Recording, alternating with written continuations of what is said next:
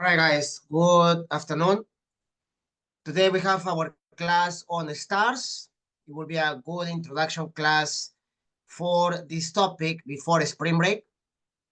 Um, we will have an in-person lab on Thursday regarding spectroscopy.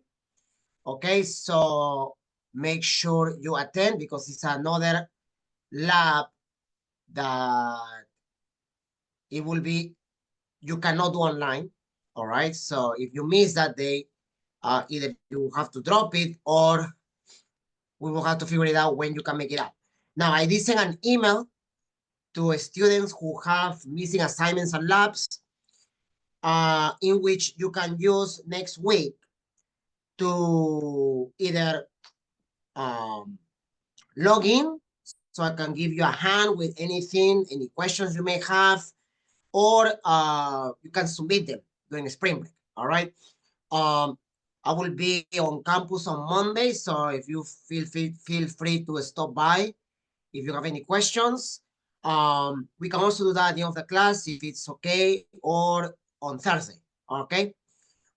This includes exams and quizzes that you may have missed. Uh, we can figure it out how we can use next week for you to make up for missing work. Um, so let's start with this introductory video about the stars and galaxies, the life cycles of stars. We're going to be introducing a whole bunch of parameters and characteristics of stars today. And mainly, we are going to be talking about how we classify them. Eventually, we're going to go into formation and evolution of stars. That will be the lecture after spring break. Today is more like an introductory session on the properties of stars and how we classify them. You kind of saw that in the lab last week when we did the spectral class of stars using the black body radiation curves. So Here's the basic idea you should have by now. Matter floating in a region of space gets pulled together by the force of gravity. And as gravity squeezes this matter together, there's an increase in both temperature and pressure. But there comes a point at which the temperature and pressure gets high enough that nuclei start fusing together. When they do, much energy is released, and this causes the matter to expand outward against the force of gravity. The result is a star. The most important thing for you to recognize here is that within any star there are two fundamental forces fighting against each other. First, there's the inward pulling force of gravity. Second, there's the outward pushing force resulting from the thermonuclear fusion. Over the life of a star, these two forces go in and out of balance. When gravity starts winning, the star gets smaller. When thermonuclear fusion starts winning, the star gets larger. Much more common, however, is the case where the two forces find a balance. When that happens, there's stability, and the size of the star remains fairly constant. The inward pull of gravity is pretty simple to understand. It's only a function of the amount of mass. The more mass, the greater the force of gravity. Stars certainly lose mass as they shine, which means the force of gravity weakens over time. But the amount of mass lost over the lifespan of a star is relatively small compared to the total mass of the star. To simplify things for our discussions here, let's assume that the inward pull due to gravity is not affected by this loss of mass. Over the life of a star, there's much more variability in the strength of the outward force due to thermonuclear fusion. When a star first forms, the source of the outward force is from the fusion of hydrogen into helium. This marks what is perhaps the most stable phase of the star's life. Stars within this phase fall within the main sequence of the Hertzsprung-Russell diagram. And where they fall within the main sequence is primarily a function of the star's initial mass. Lower mass stars are found to the lower right. These are long-lived stars, burning potentially for 100 billion years. Why? Because they're just hot enough to ignite thermonuclear fusion, but not so hot that they burn through their fuel quickly. That's right. The hotter the star, the faster the rate of thermonuclear fusion.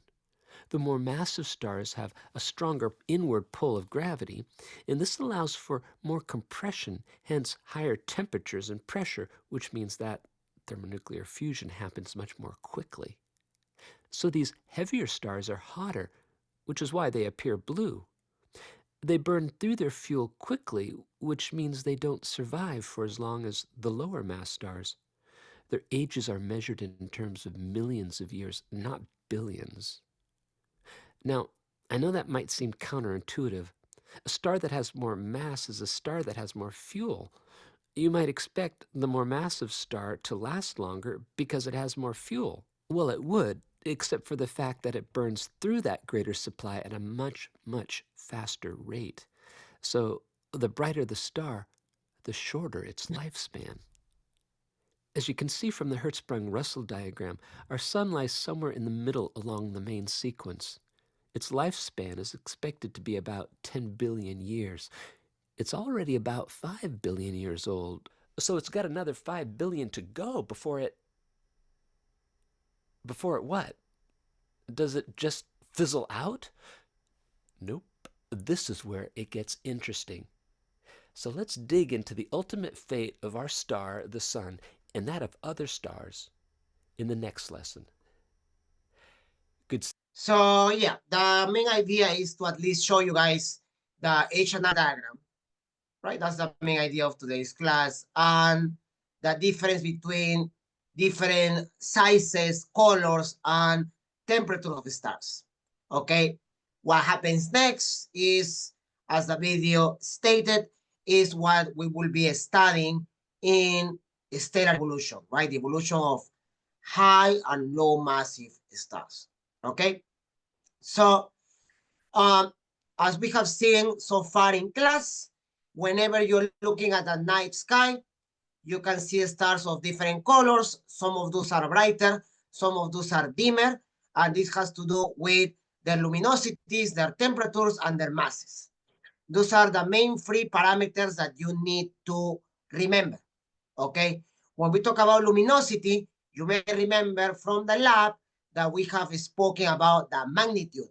To be more precise, we have spoken about the absolute and the apparent magnitude. So apparent magnitude is normally labeled with a lowercase m. The absolute magnitude is labeled with a capital M. And the difference is basically that the apparent magnitude is telling you the apparent is related to the apparent brightness of the star with respect to the Earth. And the absolute magnitude is correlated or related to the intrinsic brightness of the star. So it's a little bit different, and we use them both to actually find the distances, right? There are different methods to find distances to stars. The most basic one is parallax, and you should remember that when we talk about planetary motion within, the orbit of the planets around the sun. And then we have spectroscopy parallax, in which we actually use this idea of apparent and absolute magnitudes. Okay, so the brightness of the star depends on the distance and luminosity. Luminosity is the output energy in every wavelength emitted by a star. Okay, and luminosity depends on the size of the star and the temperature of the star. And then the brightness depends on this parameter and the distance. And there's sort of like the inverse square law, meaning as you have a star, as you observe a star that is farther and farther, its brightness decreases as a square of the distance. All right, that's the inverse square law. So here it is, luminosity, all right, is the energy per second, the rate of energy, and the apparent brightness is the amount of light that reaches the Earth. That's why it's called apparent, because it's apparent to us. If you were, for example, in another galaxy, in another planet, the apparent brightness will be different because the distance will be different. All right. So Alpha Centauri and the sun have about the same luminosity. Which one appears brighter? I mean, this one is pretty obvious, right? It's the sun. Why? Because it's closer. The sun and Alpha Centauri are basically, in terms of a spectral type and luminosity class, they are the same star. They are G2 star, both. The difference is their distance, right? Alpha Centauri is about 4.3, 4.4 light years away. So we can see it from the south, but is much, much, much dimmer than the sun because of the distance, of course.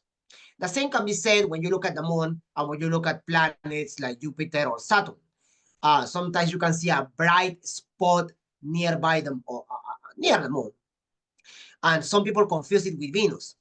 Depending on the time of the year, that might actually be Jupiter. And the reason why the moon looks brighter than Jupiter is because of the distance. Because if both of them were at the same distance, clearly Jupiter will be brighter because it's bigger. All right.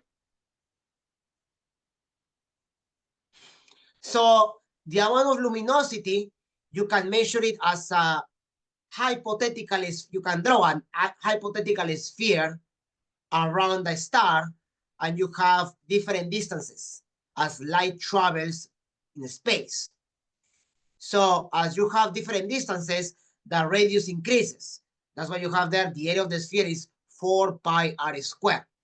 So you divide the luminosity by the area to get the brightness. That's why the larger the area, thus the larger the distance, the lower the brightness, as the inverse square law. That means as you increase the radius, because it's radius squared, right? Then the brightness will decrease like this. Brightness is luminosity over 4 pi d squared. Okay? So luminosity is 4 pi d squared times the brightness. Now, if the distance increases, the brightness will decrease. Because the luminosity for a star is a given. Is the amount of, is the rate of change of energy output by the star. Right? That depends on the size of the star and the temperature of the star. So that parameter is constant, uniform. So obviously, if you increase the distance, the brightness will decrease. So here's a question, right? How will the apparent brightness of Alpha Centauri change if it were 3 times farther away?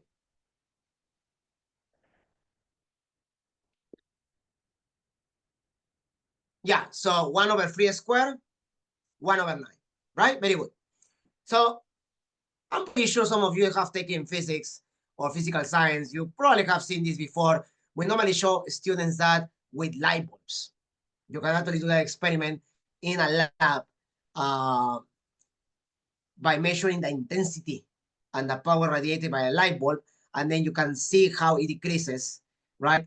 In this case, the intensity, it decreases as a square of the distance, okay? So then the question is, right, you have different stars here with different colors, right? And in the background, you have many, many stars. So how far away are these stars, right? I mean, we have these parameters, brightness, luminosity, we have distance there. So how far away? So for distance, there are different methods. The first one would be the parallax. And the parallax is better explained by using this graph. So as the Earth orbits the sun, right, there is a difference here. Well, here you will say it's about 2 AU. 1 AU is the average distance between the Earth and the sun.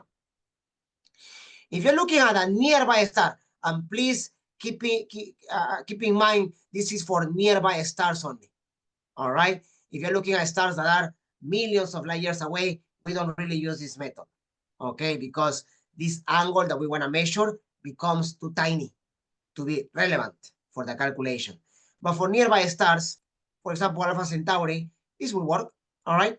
As we orbit the sun, then there is this triangle that you can form. And in here, you have a right triangle, if you think about it. This is the distance. These both are distances. If you have one AU, you can find the angle P by using trig, right? Now, because this is very, very long, even though it's nearby, it's a very large distance, you can use trigonometry by using the angle in radians times the value of D is equal to 1 AU. So basically 1 over D, or the distance will be 1 divided by the angle in radians. That will give you the distance in parsecs. Because this is how we define the parsec. You see, a parsec is about 3.26 light years. Seems like a random number, but it's not really random. The way we define the parsec is by calculating the point. So we can calculate, right? There's a point here where the angle P, that angle here, is about 1 arc second. At that distance, let's see if I can draw it here. At this distance, okay, here, this is actually 1 AU. So when this angle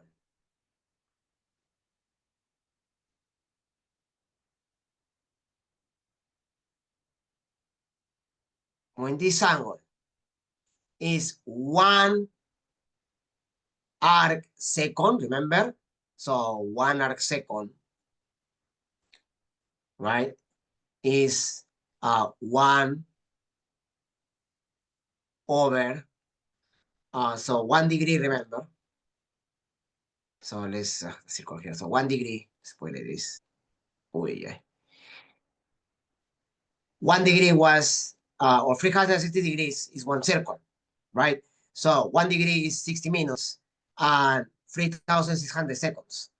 So 1 over 3,600 of a degree. So when this is 1 over 3,600 of a degree, see, I can use this. Oh, no, it's not letting me use the free pen. Oh, there it is, I think. Yeah, 1 over 3,600 of a degree. All right. So at this very small angle, this distance becomes 1 parsec. 1 parsec is about 3.26 light years. So eventually, we talk about distances in the universe in parsecs. For example, the diameter of the Milky Way, right, is about 30 kiloparsecs. So 30,000 parsecs. Okay? So parallax can be used to find the distances to nearby stars using the following equation.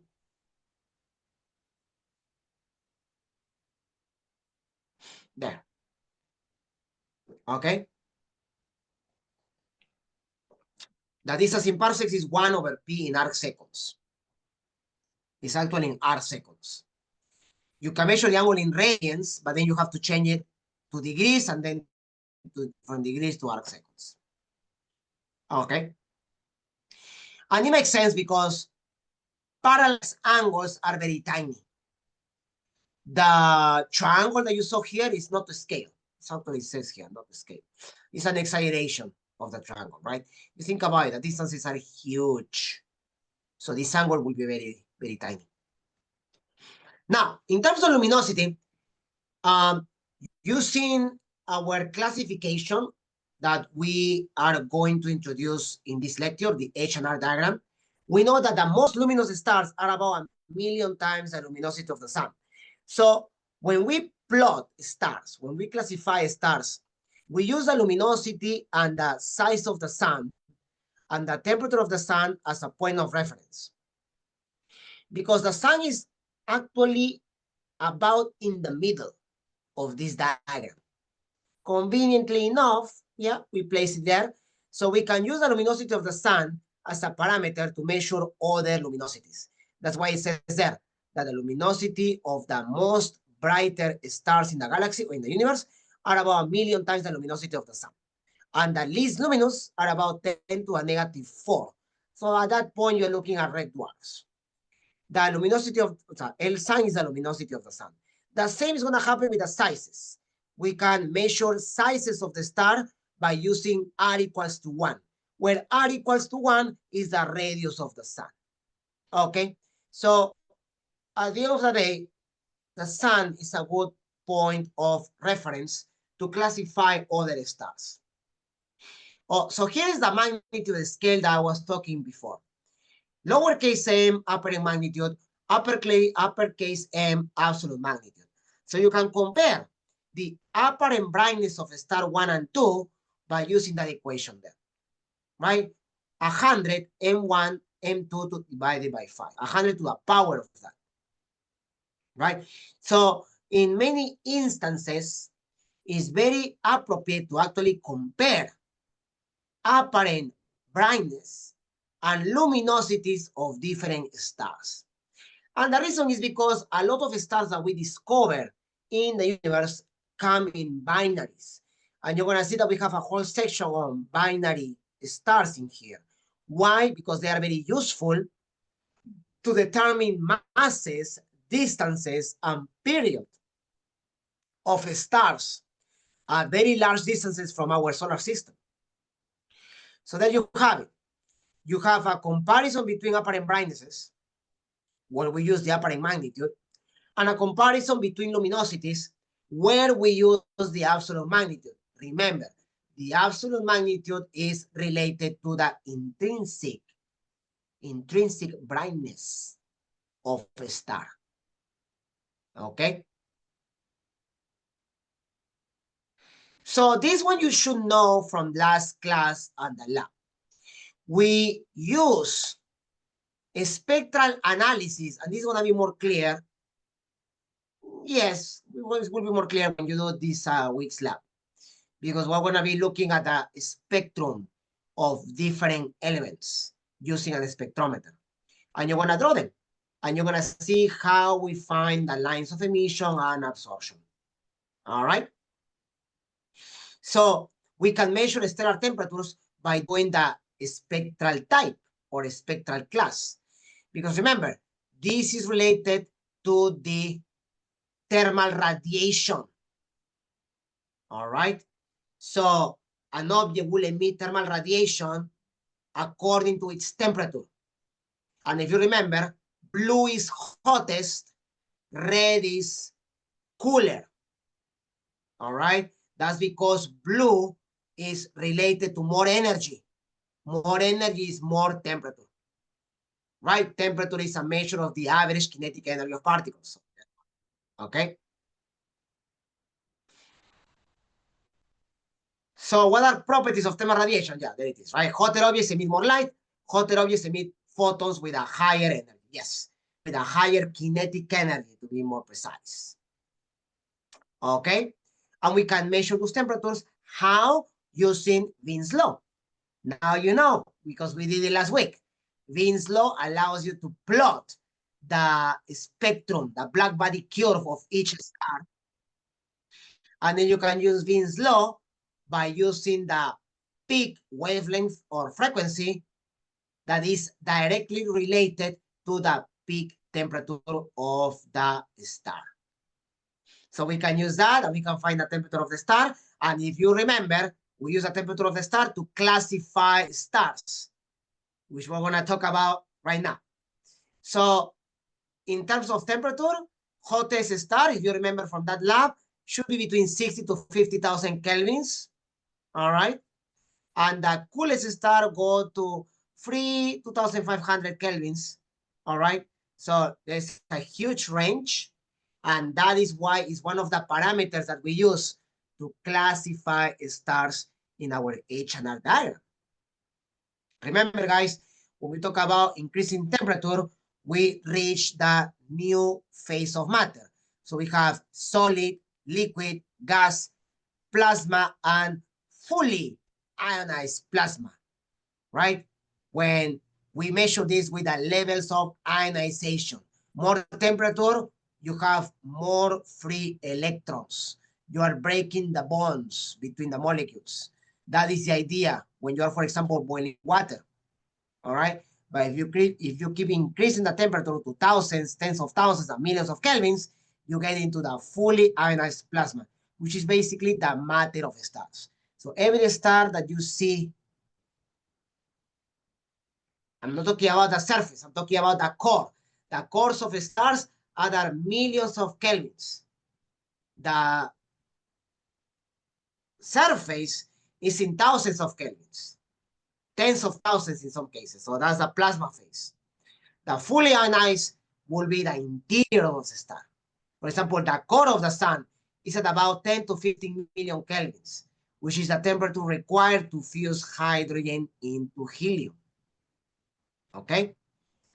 And as you remember from last class, we don't just measure emission lines, we also observe absorption lines that are always in the spectrum of a given star. And those are the gaps that we talked about last week. So this is where we use spectral analysis.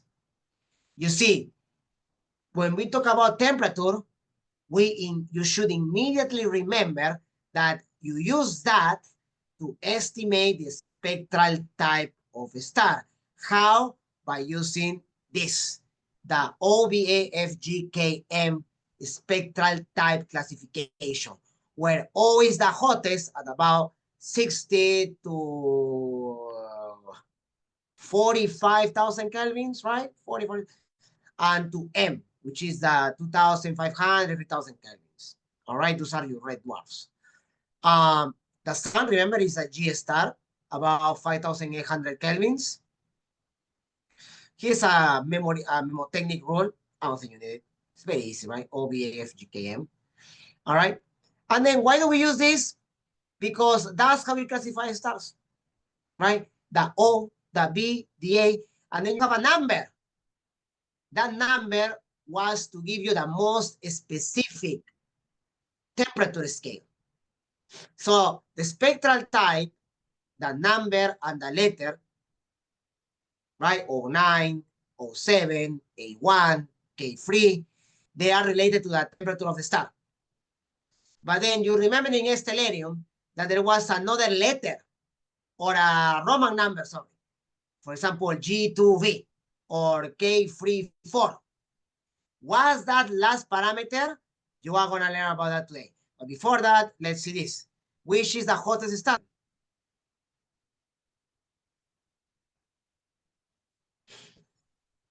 The A star, right? OBAF, right? And the coolest will be the M star.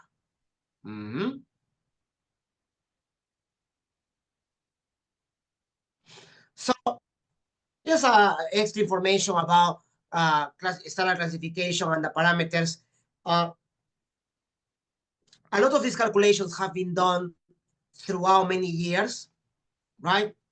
At Harvard University, that's where we have the foundation of modern stellar classification. Why?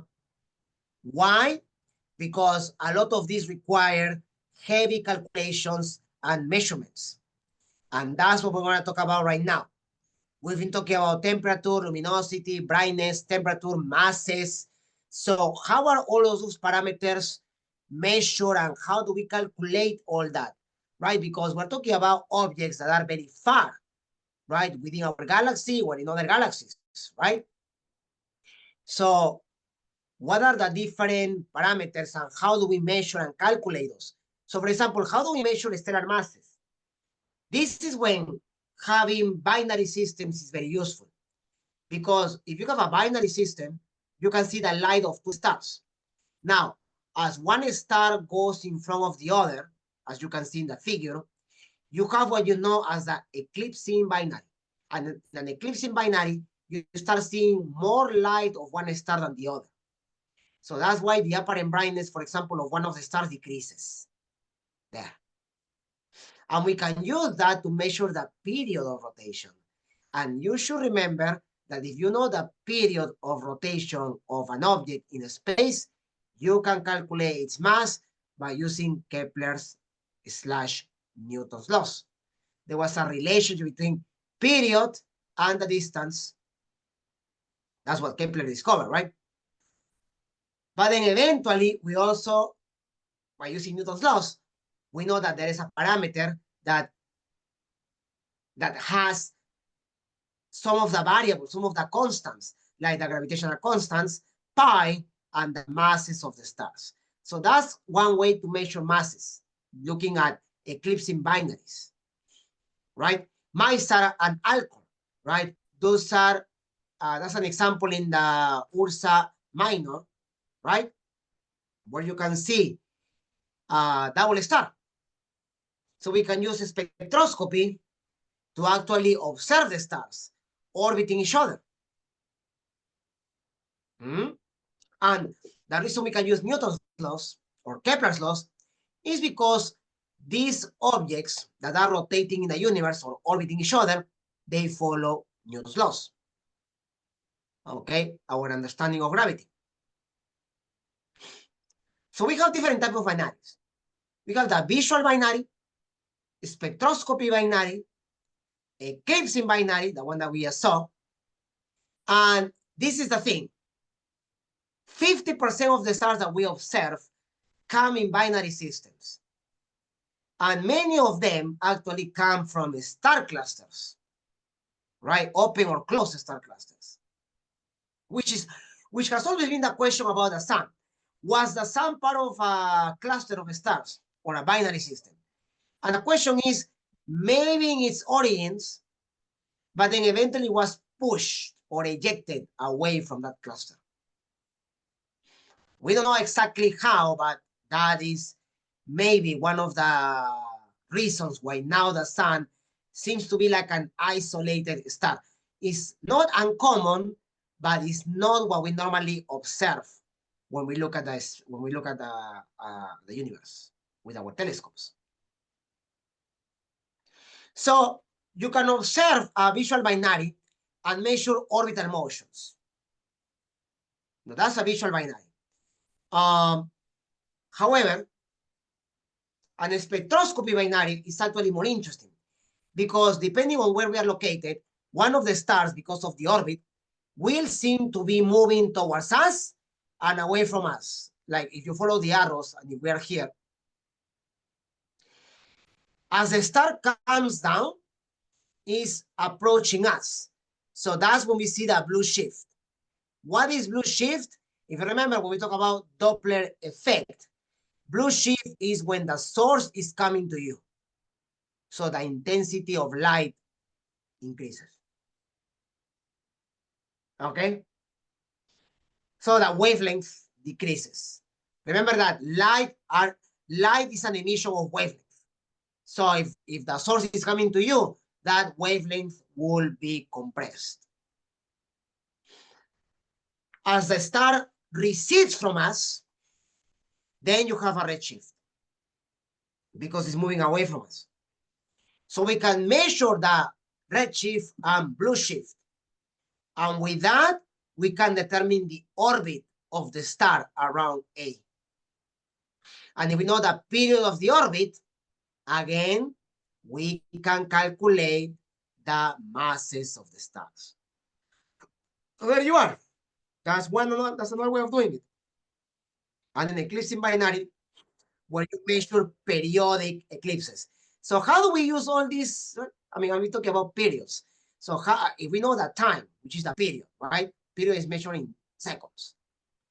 It's because of this equation, remember?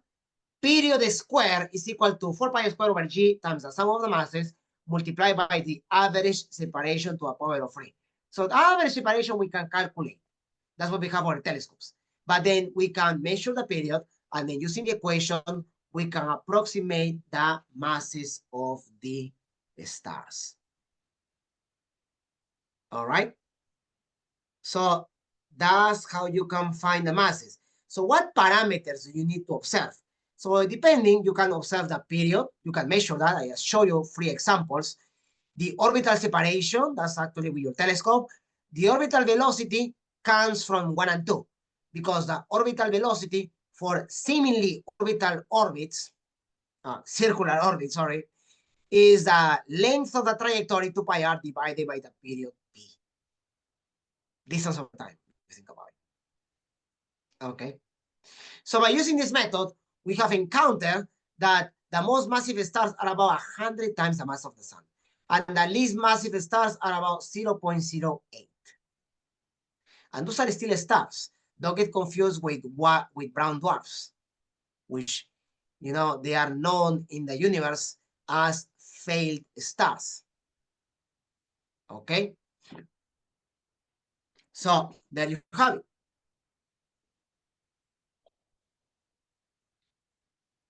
So quite a lot for this section. Yeah, here we start having quite a few, quite some information per section. Okay, so you have learned about stellar luminosities, about apparent brightness, about parallax, about the parsec, the definition of parsec, and how do we measure stellar temperatures. Okay.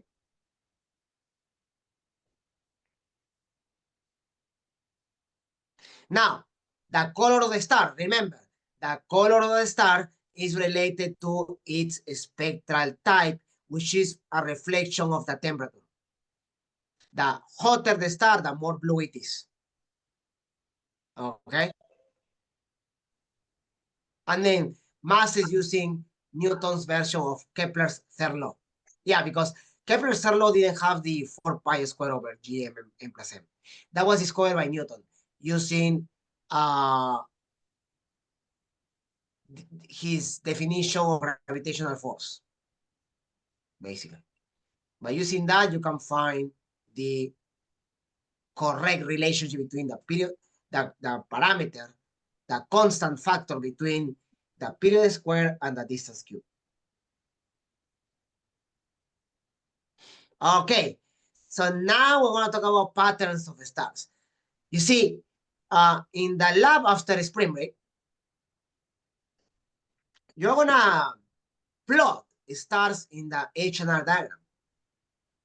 You're gonna get a list of about 50 stars, and you're gonna use the spectral type, the luminosity and temperature to plot them in this diagram. And the idea of the H&R diagram is to classify them by being either in the main sequence, in the giant, supergiant, or white dwarf region. You see, stars like the sun, which are about here, right, in the H&R diagram, when they deplete their hydrogen fuel, they will eventually move to the giant region. Why? Because at the beginning, the star will collapse. But by a kind of troublesome process, which we're going to discuss, the core of the star will get hot enough to start fusing helium into carbon. And that's it. That is when the star becomes a giant. Because during the collapse of the star, the outer envelopes start to expand. And in the case of the sun, it will get to approximately the orbit of the Earth. That's approximately the size of the red giant. And then it will stay there for a couple million years until it totally collapses and it won't explode into a supernova. You see, stars like the sun are not massive enough, according to the Chandrasekhar limit, to become a supernova type 2. So then it actually will eventually collapse, the outer envelopes will be dissipated, and it will just be the core of the sun slowly cooling in the emptiness of space. That is when the sun actually becomes a white dwarf. We'll talk about that. All right, we'll talk about that. But basically, as you can see here, the H&R diagram, the Hertzsprung-Russell diagram, is plotted by using the luminosity of the stars as a function of temperature. What do I want you to keep in mind? That the temperature of the star increases as you go from right to left. And the luminosity, the luminosity increases from down to, from downwards to above. Now, why does the temperature increases from right to left? Because the giant, very luminous and very hot stars are in here. So here is where you have very hot and very luminous stars, about 60 times the mass of the sun and about 50,000 kelvins. Okay. For example, Beta Centauri. For example, Spica. And for example, Rigel, Bellatrix. They will be here, Bellatrix. The Neb will be around here. Or actually, sorry, here. Vega will be around here. Or there. And then Sirius. That's why Vega and Sirius are the most brighter stars in the night sky. It's not Polaris. And in fact, Vega is more luminous and hotter. Not much hotter, but hotter. But Sirius has a slightly lower apparent magnitude. The reason is because Sirius is a little bit closer. All right. So that's why it looks brighter from us, from our perspective. Now, the lifetime is here. Look at how the lifetime of the sun is 10 billion years. But then as you go a little bit where Sirius and Vega are, it's actually 1 billion years. So it's a tenth of the lifetime of the sun. In fact, these stars would have already been extinguished, right? The sun is 10 million years. The solar system is about, well, the sun is about 5 billion years, 4.5, which is the same age as the solar system. If the sun had been slightly brighter and hotter, evolution in the solar system wouldn't be possible. Or maybe it would have been, but then it would have stopped all of a sudden, 1 billion years ago. And the thing is that is why when we talk about exoplanets, and when we talk about planets that can hold life, can sustain life as we know it, at least organic life, basic organic life, plants, microorganisms, bacteria, we look at the stars that are in this region, planets that are orbiting the stars in here. First of all, because they are more common. Look, there are many, many stars here. But also because these stars have a very long lifetime. This is 100 million years. Billion years, sorry. What is the age of the universe? Does anybody remember?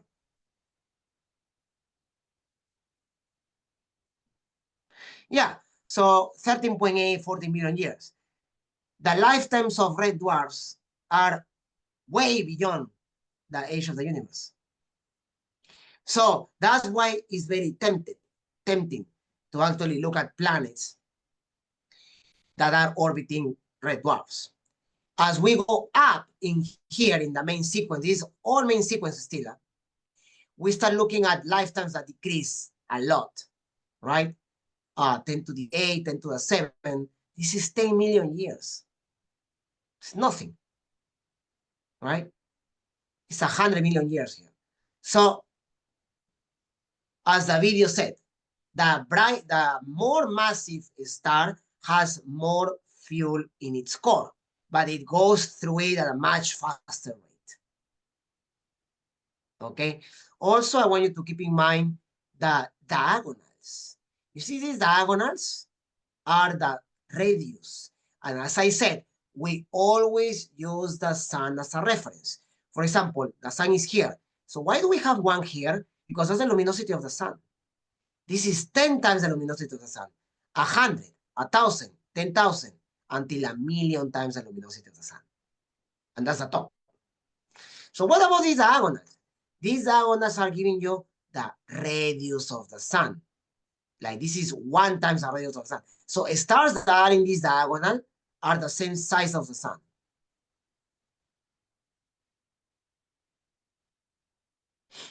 But then you can have one that is here, 10 times the size of the sun, right? So for example, if a star at the same temperature as the sun, but 10 times bigger, will be in the giant region. There. This is where you can find Aldebaran, Arcturus. These are giants. And then if it's 1,000 times, if it's a star 1,000 times the size of the sun, you are getting close to the supergiant. These are the luminosity classes, because these regions, giant, main sequence, white dwarf, supergiants, they all have to do with this. And there is a Roman number. The Roman number is because of these luminosity classes. Okay? So you can have supergiants, bright giants, giants, subgiants, and main sequence. That's why our sun is a G2V star, the same as Sirius. Proxima Centauri is a main sequence still, but Betelgeuse is a supergiant. Around here. Oh, there it is. That's more clear. The lifetimes and the masses. Okay? So this diagram is very useful, guys, because now we can use luminosity, temperature to plot stars. And as you plot the stars, you can see the relationship between their masses and their lifetimes. As the mass increases, the luminosity increases, but the lifetime decreases. This is a main sequence curve. Then we can add the supergiant and the giant regions. And then you have this, the white dwarfs. Why do we place white dwarfs in the H&R diagram? Because technically they are the remnants of stars, of low mass stars, which are the majority of them anyway. All right. They are low, they have, okay, this is a property of white dwarfs.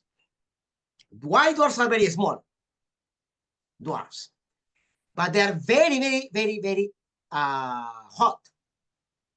They have very low luminosity because they are very tiny, but they're extremely hot. And that's easy to explain, because a white dwarf is technically the remaining core of a star.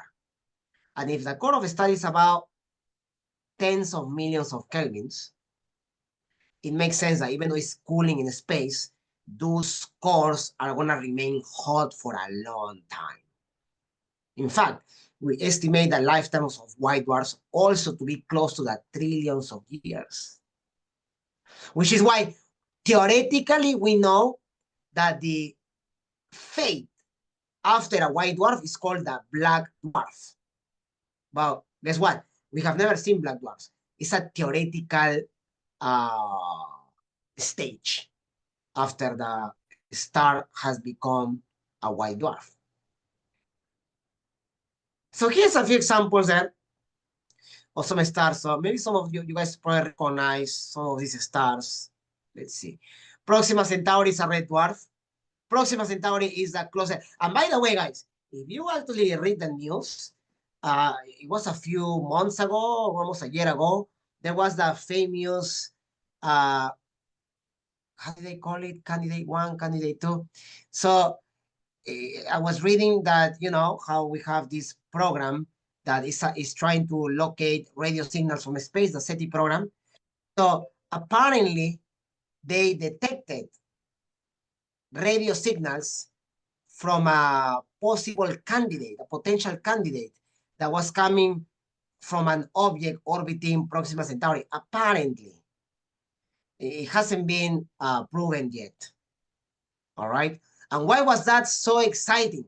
because Proxima Centauri is the closest star to our solar system, and it's also because it's a good place for a planet to actually evolve life, because these stars are not very massive, not very hot, but if a planet is close enough to a red dwarf, it could get temperatures that may allow it for life to evolve. It's about 4.2 light years. It's technically closer than Alpha Centauri. So Alpha Centauri, Beta Centauri, and Proxima Centauri, they are all in the Centauri constellation. All right? In basically where the Southern Cross is located, you can actually find the Centauris. Alpha and Beta Centauri are the pointers for the crux. So you cannot see Proxima Centauri unless you have a telescope. All right? So that's why Alpha and Beta Centauri were discovered before this star. All right? We have the sun, which is basically where Alpha Centauri is there. Sirius and Vega, hotter and more massive, about 3 times the mass of the sun. In terms of size, they are between 1 and 10. I will estimate this to be about 3 to 4 times the size of the sun. And then you start finding giants, or getting to giants, supergiants, Bellatrix, Beta Centauri, right? Supergiants. Giants normally are your red giants, your Aldebaran, your Arcturus, all right? Betelgeuse is actually a supergiant. It's a star in the Orion constellation, all right? Bellatrix is also in Orion, and I don't see here Rigel, but Rigel should also be, oh, there it is, Rigel, supergiant. Okay, but Betelgeuse is bigger. And I know, again, you have heard that apparently Betelgeuse is about to become a supernova. Right? There has been some weird activity coming from Betelgeuse. I mean, given the distance, maybe it has already happened, but, you know, it takes a few thousand years for that for us to know it. Because remember, as the stars are thousands of light years away from us, the light that we observe is the one from 1,000 years ago. The one from right now, we will know in 1,000 years from now, right? So that is basically how this works.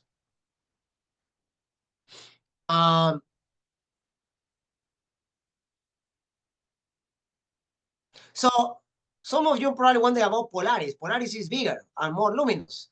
But remember, look at the temperature of Vega and Sirius, right? They are way hotter. And distance also plays a role when it comes to apparent magnitudes, right? So technically, Polaris has a higher intrinsic luminosity, right? Yeah, because the luminosity here is about 1,000 times the luminosity of the sun, where Vega and Sirius are about 100 or less than 100, right? Anyway, so let's answer a few questions, guys. Which star is the hottest?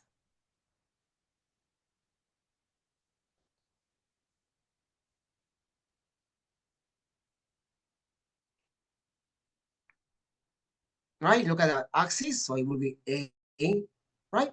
Very good. Which is the most luminous?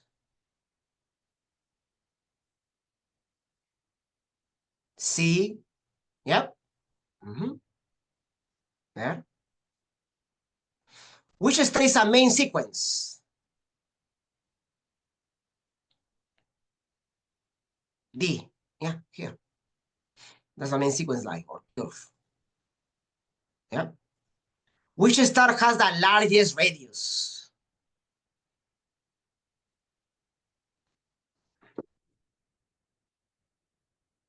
Radius. Look at the radius. You have to look at the diagonal. This is 1 solar radius, 10 solar radius, 100, 1,000. So it will be C. Remember that you're going to do a la bondesa. Not next way, not this way, but we'll go over it. Don't worry. So what is the significance of the main sequence? Well, it is the place where the star remains the longest. Any star massive, low massive, or in between, that is the stage that it has the longest lifespan. The sun is going to remain in the main sequence for 10 billion years. After that, it's just going to be a couple million years, and then it dies, right? Again, of course, we're not taking into consideration white dwarfs, right? The white dwarf is a remnant of the star. So that is why the main sequence is, right? And also because in the main sequence is where you are fusing hydrogen into helium. Guys, another reason is because here in the main sequence is where you have a good hydrostatic equilibrium. What is hydrostatic equilibrium? Hydrostatic equilibrium is the balance between pressure and gravity. What is gravity? The mass of the sun that wants to collapse it. What is pressure? Is the outward force due to the nuclear fusion happening in the core. There is a balance. Once that balance is broken,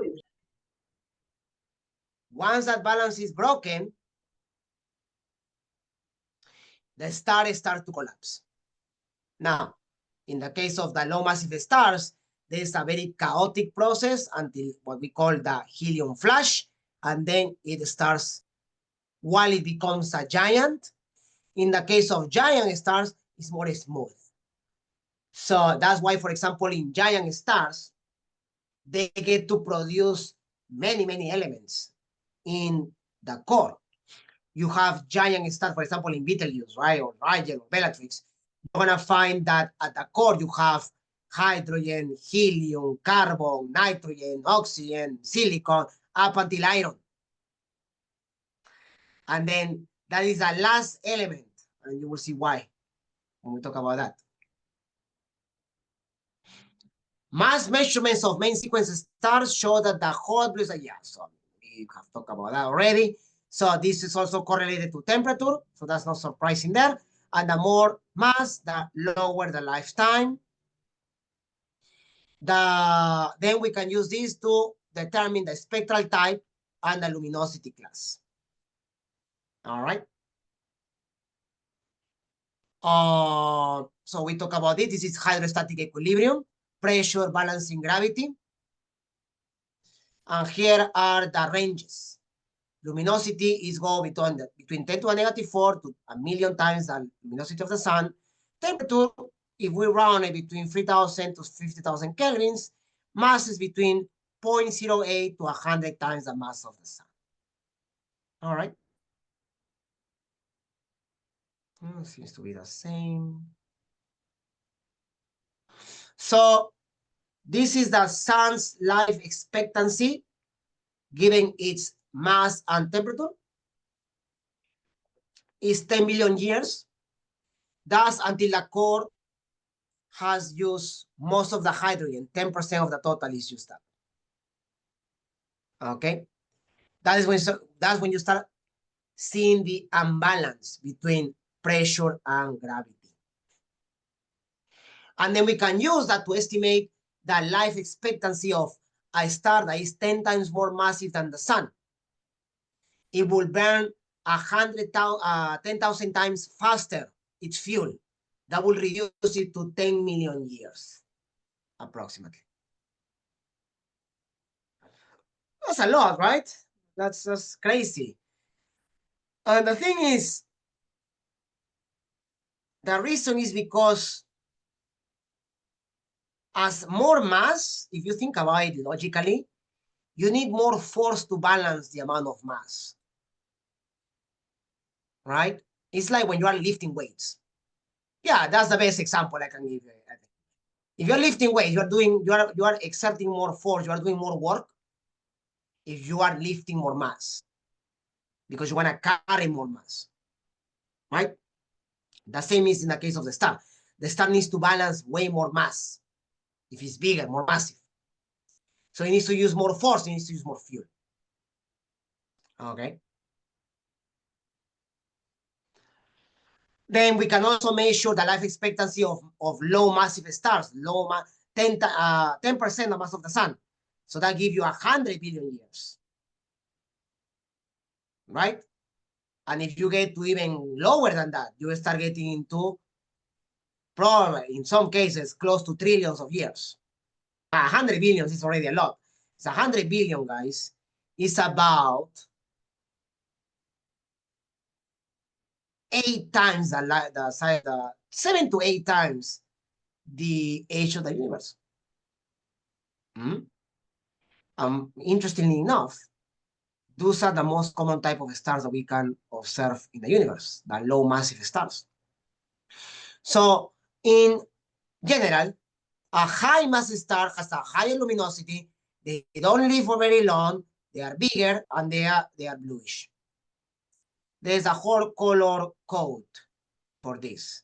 So normally we just use that. Low massive stars, which includes the sun, have low luminosity. They live very long. They are small and they tend to be reddish, yellow reddish. Okay. Sirius is more like white, tending to be blue. So that would be considered, that's in the massive region, because even though it's 2 times the mass of the sun, yeah, it's still. And by the way, the Chandrasekhar limit is important, right? Because that will give you the mass when the star actually can become a supernova. And we will talk about that in stellar evolution, because that is important to differentiate between the death of a low mass and a high mass star, because that's what we have this. It's not just the H&R diagram. It's also how will they evolve. All right. So whenever you look at this picture again, guys, you have to take into consideration all of those parameters, right? The temperature, the masses, the apparent brightness, the life expectancy, right? So here's a nice comparison, right? Look at Betelgeuse, a super giant.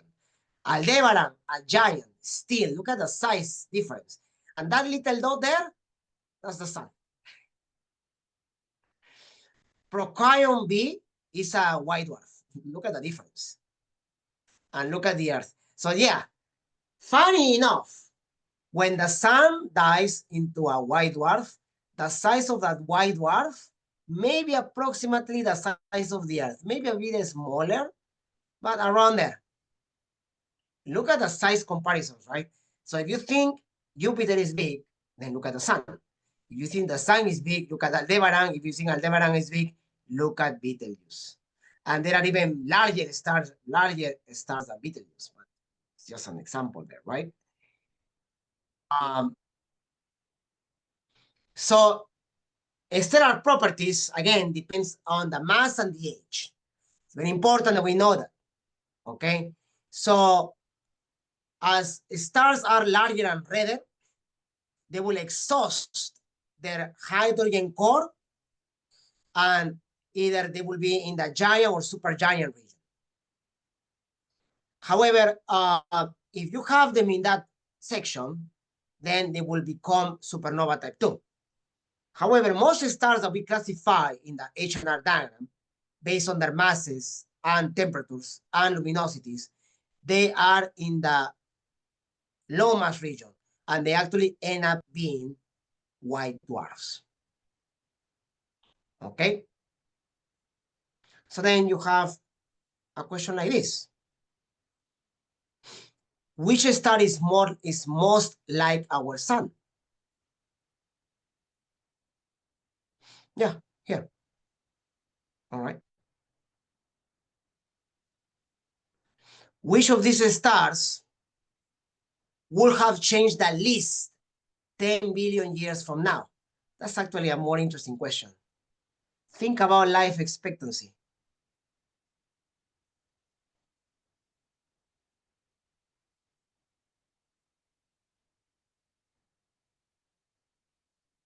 C, right? A and D. Well, A, the life expectancy is 10 million years. So they wouldn't be there after this. These stars will be supernovas way before this. Giant stars and supergiant stars have lifespans of millions of years. So they will also be either supernovas or white dwarfs by then. Well, these ones will be probably most likely white dwarfs. In the case of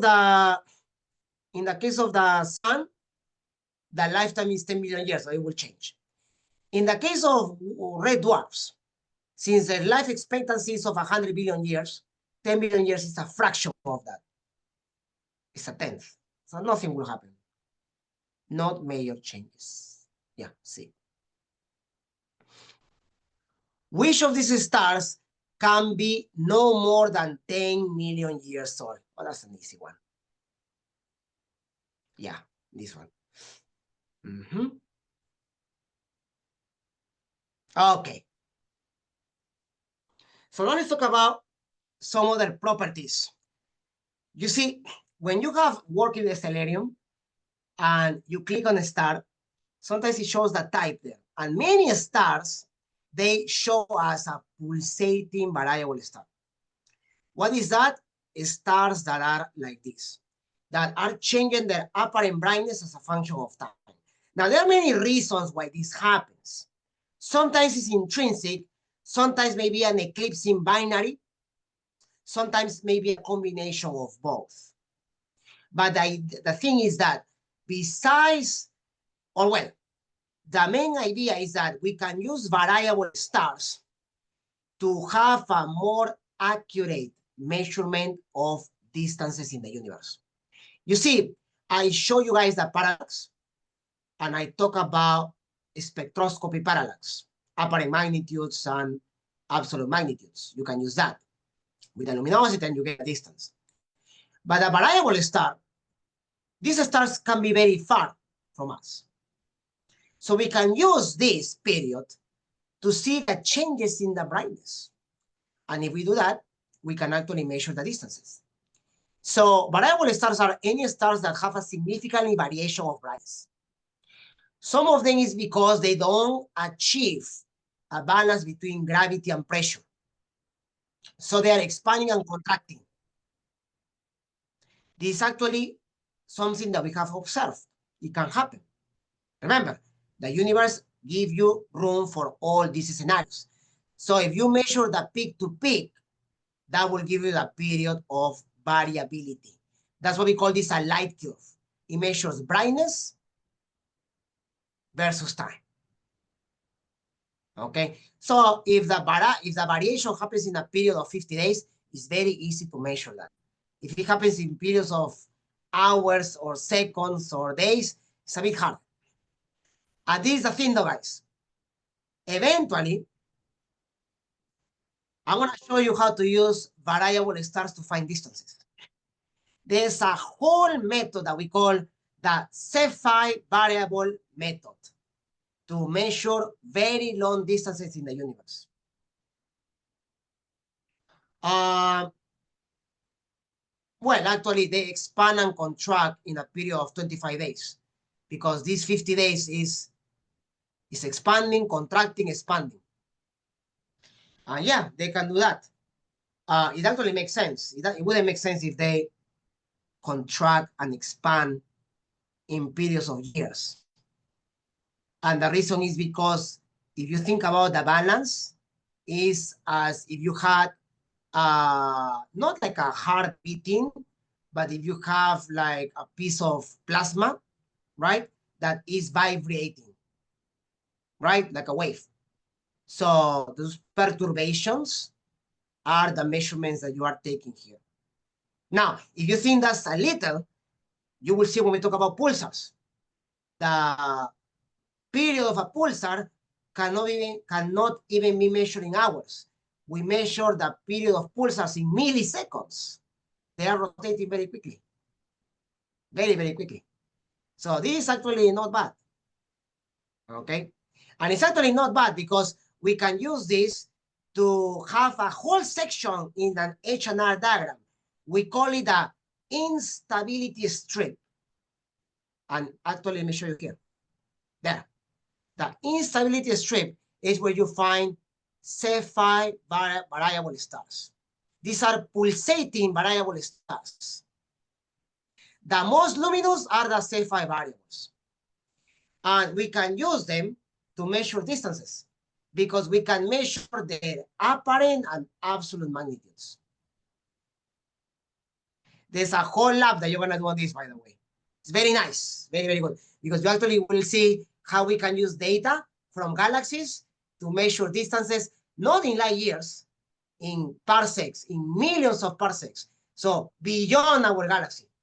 This actually is a great method to measure distances across galaxies, intergalactic distances. So we're increasing the ladder of distances. Eventually, we're going to get to how we measure distances for the whole universe. We're getting there. Okay. So that's basically this for this section. The H&R diagram, classifications. And then let's talk a little bit about star clusters, because I did mention that most of the stars that we find in the universe, they either come in binary systems, 50% of those, and the other ones come in the star clusters. You have seen a few of those. The Pleiades, Omega Centauri. A closed cluster, an open cluster. All right? And why is it important? Because in an open cluster, you have a few thousand loosely packed stars. In a globular cluster like Omega Centauri, you can have millions of stars, and they are actually bound together by gravity. So it's like a mini galaxy. Not really. It's a cluster. These galaxies have hundreds of billions of stars. But this one is like, you know. So why do we care about clusters? Because that's how we measure ages of stars as well. You see, if you measure the age of a star cluster, you can potentially measure the age of stars that are in that cluster of stars. So you see all these dots? These are stars at different ages. For example, the Persei, 40 million years. The Pleiades, here, 100 million years. And as you go downward in the main sequence, you start getting into the billions of years. Okay? So we can use them to determine again that massive blue stars die first, followed by white, then yellow, orange, and then red stars. So nowadays, the Pleiades cluster has no star with a life expectancy less than 100 million years. Okay? Now, when we look at the star cluster, we have the main sequence turn-off point. At the point that you start seeing stars moving away from the main sequence curve, that will give you the age of the cluster. And then we can actually compare that with the data, that we get from the H&R diagram. So for example, here's a nice, right? We have plotted there many, many stars. And you can see how nice they trace your HR diagram. Now, keep in mind something on this data, though. There's virtually no massive stars. And that's what I was saying today, right? Most of the stars that we find out there are in this region of the H&R diagram. Now, what is this? This is another important section of the H&R diagram. I mean, I talk about the giant region, supergiant, the instability strip. This is what we know as the horizontal branch. The horizontal branch is an important step for low massive stars. In the class after spring break, you're going to learn how stars evolve through the H&R diagram. Low massive stars, they reach this section. Because for them to become giants, it's not a very simple process because of their size, because of their temperature. For stars in this region, it's actually easier for that to happen. Which is why, for example, a star like the sun, it won't get to produce heavier elements than helium, maybe carbon in the core. I don't think it will even get to carbon. Yeah, I think it's just helium. That's it. Stars that are more massive than the sun, they will go into in what we know the CNO cycle and other processes, other nuclear processes. Okay. All right, guys. So that's basically what I wanted to cover today. You can find, I want to post a recording of this lecture, of course, as usual. What I want to show you is where you can find these slides. So we are in this section here. We want to talk about formation of stars and stellar evolution next class. Then we're going to go into death of stars, and we will talk a little bit about again space-time and gravity to explain black holes, pulsars, and neutron stars. And then about mid-April, we'll talk about our galaxy, and we will start talking about cosmology and the expansion of the universe. Okay. So next lab will be the spectroscopy laboratory. Okay. If any student is missing quizzes, assignments, please send me an email, all right? Or we can discuss on Thursday, all right? What days we can probably log in, have questions, or I will give you the extra time that you need to submit any missing work, all right? Are there any questions before we finish today, by the way, guys?